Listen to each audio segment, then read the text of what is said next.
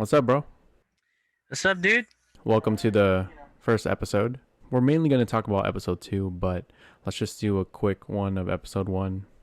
Basically, just two main points on basically establishing what time is in the Marvel Cinematic Universe.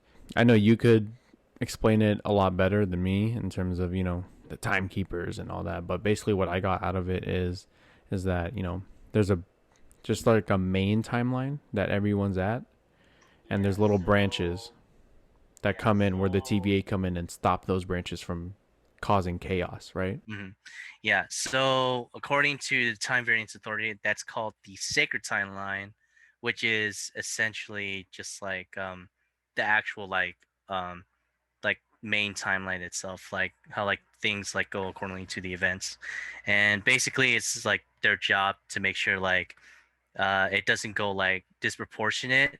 Like you kind of saw like in episode one, there was like it's like a grid, and then they kind of like measure out like if it goes like to like two up or two down, or if it like splits and kind of goes off the grid. That's where the multiverse thing happens.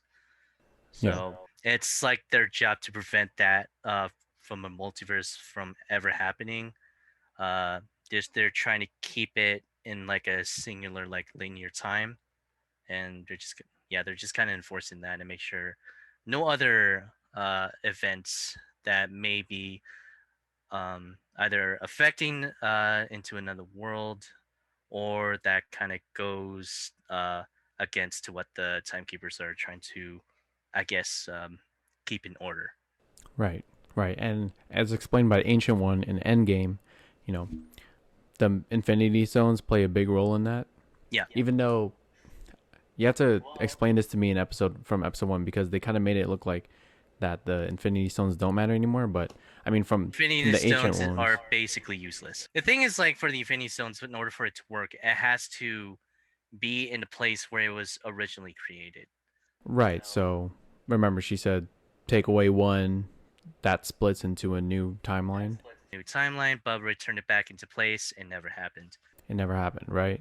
hmm But like the thing was, like, it has to exist in that universe in order for such event to happen. With the TVA, it exists out, I guess, like outside of like their own, like, I guess, like the main universe. Like it has its own like pocket dimension, I guess. So Okay. like, also it's like they kind of use that space to monitor the main timeline anyway. So yeah, it's just kind of funny how they just use it as paperweight, literally just like Yeah. in a desk, Quoting just the like on show. top of favorites. Yeah, the first time I saw it, I was just like, he could steal these, go back, and then like take over Midgard if he wanted to.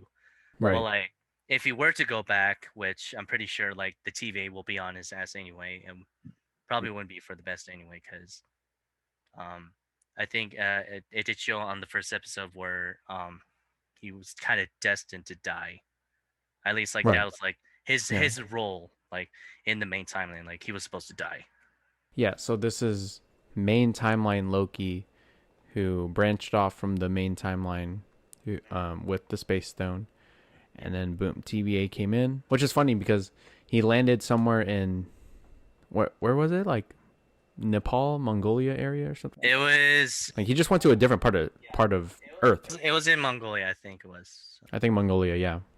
I think I might have to look it up. Going back to Loki's character development, keep in mind this is Loki during the events of like the first Avengers movie. So Right. He's he still just lost. Like this isn't Thor: The Dark World version of Loki. This isn't Ragnarok Loki. This is right.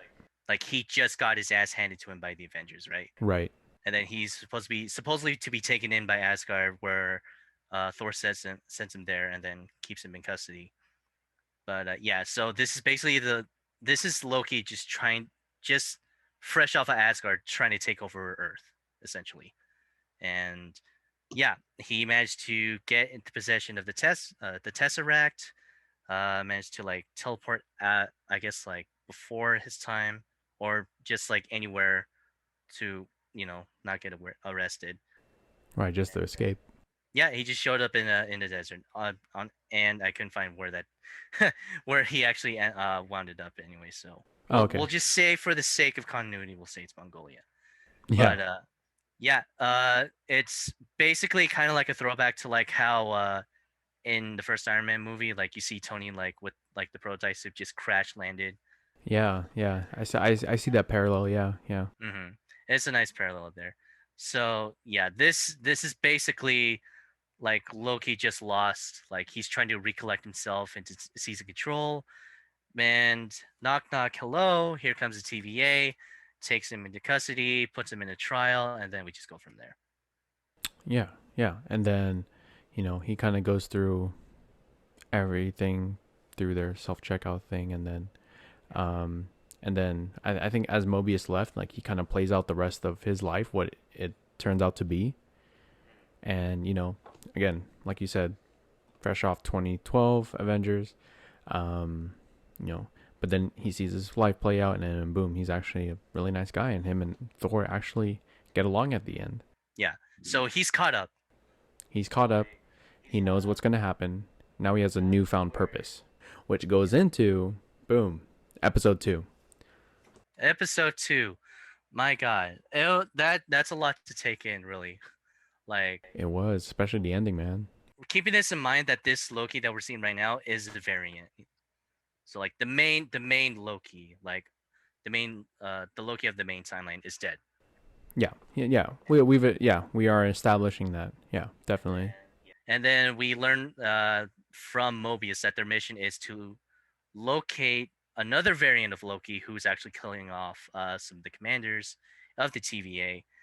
In which where hello variant Loki steps in and helps him, locate himself. Yep.